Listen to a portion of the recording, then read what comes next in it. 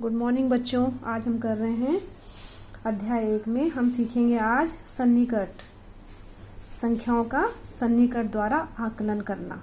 उससे पहले हम सीखेंगे सन्निकट किसे कहते हैं। सन्निकट मतलब अप्रोक्सीमेट, मतलब लगभग। जैसे मान लो हम इसका प्रयोग कहाँ कहाँ कर सकते हैं, लगभग हम कहाँ कहाँ करते हैं। जैसे मान लो किसी स्टेडियम में क्रिकेट का मैच हो रहा है ना, तो वहाँ हमें दर्शकों की संख्या का अंदाज़ा हम कैसे लगा सकते हैं कि वहाँ दर्शकों की संख्या कितनी है। लगभग हम बोलेंगे 20,000 है। हम एग्जैक्ट बिल्कुल सही आकलन नहीं कर सकते, तो हम लगभग का इस्तेमाल करते हैं। हम ये नहीं बोलते कि 20,401 है ना, या 20,116 है। हम लगभग बोल देते हैं 20,000 है। ठीक, तो इसको बोलते हैं सन्निकट करना। किसी संख्या को हमने सन्निकट कर दिया। अगर हजारों में है तो उसको हमने 20,000 बोल दिया। ठीक है, मान लो अगर होता 100 और 200 के बीच होता 112 होती, तो हम बोलते चलो भाई उसके जेब में 112 रुपए हैं, 100 रुपए हैं, है ना। 112 की जगह हम क्या बोलते 100 रुपए। हमने उसको सन्निकट कर दिया, आसान संख्या में कर दिया। 100 रुपए में हमने 112 को ऐसा नहीं बोला कि 200 रुपए। हमने 112 किसके नज़दीक है, 100 के नज़दीक है। तो मान लो किसी के जेब में 112 रुपए है, तो हम बोलते हैं हाँ भाई उसके जेब में लगभग 100 रुपए हैं। तो आकलन करना, आज हम संख्याओं का आकलन करना सीखेंगे। जैसे मैंने अभी उदाहरण दिया था कि माना आपके पास 102 रुपये हैं, तो आप ऐसे नहीं बोल सकते हो कि मेरे पास लगभग, मतलब मेरे पास 100 रुपये है ना। अंदाज़ा आपने एक लगभग में 100 रुपये की, आप ऐसे नहीं बोला आपने कि 102 200 रुपये, क्योंकि 102 जो है 100 के निकट है, तो आपने बोला 100 रुपये है। ऐसे मान लो 495 रुपये आपके पास, तो 495 बच्चों, जो 495 है 500 के ज़्यादा नज़दीक है ना। 495 जो है 500 के नज़दीक है, तो हमने बोला हमारे पास लगभग 500 रुपये है। ठीक, तो ऐसी इस प्रश्नावली में हम संख्याओं का सन्निकट द्वारा आकलन करेंगे। मतलब हम लगभग कर देंगे उस संख्याओं को, जैसे हमें पूछा जाएगा उसके अनुसार हम संख्याओं का सन्निकट करके आकलन करेंगे।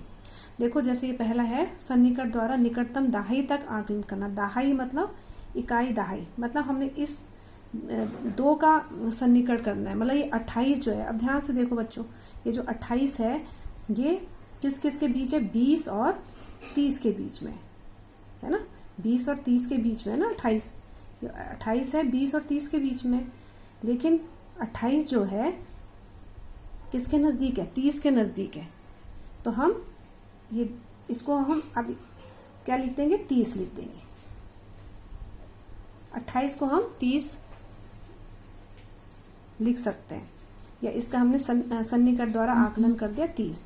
और एक बात और ध्यान रखना बच्चों, 1 2 3 4, अगर यहाँ पर 1 से लेके 4 तक संख्या है, तो उसका सन्निकट इधर की तरफ होगा, मतलब 2 की तरफ। और अगर इसमें होता 4 से ऊपर होता 5 6 7 8 या 9 होता, तो इसका सन्निकट मतलब आकलन हम किधर करते, ऊपर की तरफ, मतलब ऊपर की संख्या आती है, 30 वाली संख्या आती है।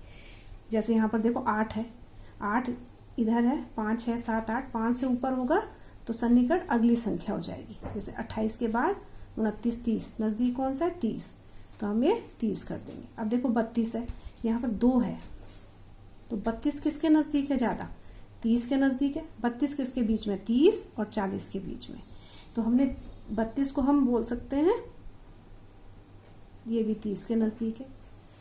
अब ये देखो 52 है, 52 में देखो ये 2 है, ये 2 5 से छोटा है ना, तो 52 जो है किसके नज़दीक है, 50 के नज़दीक, तो ये 50 के नज़दीक है। 60 से तो बहुत दूर है ना 52, तो हम इसको सन्निकट करेंगे 50 में। 41 देखो, 41 जो है 40 और 50 के बीच में आता है, लेकिन 41 किसके नज़दीक है, 40 के ज़्यादा नज़दीक है। ठीक, इसके अलावा आप देखो ये वाला एक ये है। अब इसमें दहाई की संख्या का करना, आपने ये वाला देखना है। ठीक है, यानी ये संख्या वैसी की वैसी रहेंगी, 14 आपने वैसी रखना है। आपको बोला है इस संख्या को सन्निकट द्वारा इसका आकलन करना है कि ये 53 जो है, 53 जो है किसके नज़दीक है। अब 53 जो है 50 और 60 के बीच में आता है, तो 53 जो है 50 के ज़्यादा नज़दीक है, तो हम इसको क्या करेंगे, ये 1450 रुपये हो गया। ठीक है, रुपये नहीं 1450 होगी ये संख्या। ठीक, ऐसी इसमें बोला हुआ 2936 है ना। इसमें आपने सन्निकट द्वारा दाही का, दाही मतलब इकाई दाही, आपने केवल इसको करना है, यानी इसके बाद की संख्या को करना है। तो जैसे ये 29 है, 29 वैसे लिखेंगे। सन्निकट आपको क्या पूछा हुआ, दाही मतलब ये, इसके बाद। तो 36 जो है किसके बीच में आता है, 30 और 40 के बीच में। तो 36 जो है किसके नज़दीक है, 40 के नज़दीक, तो ये सन्निकट हो जाएगा 40।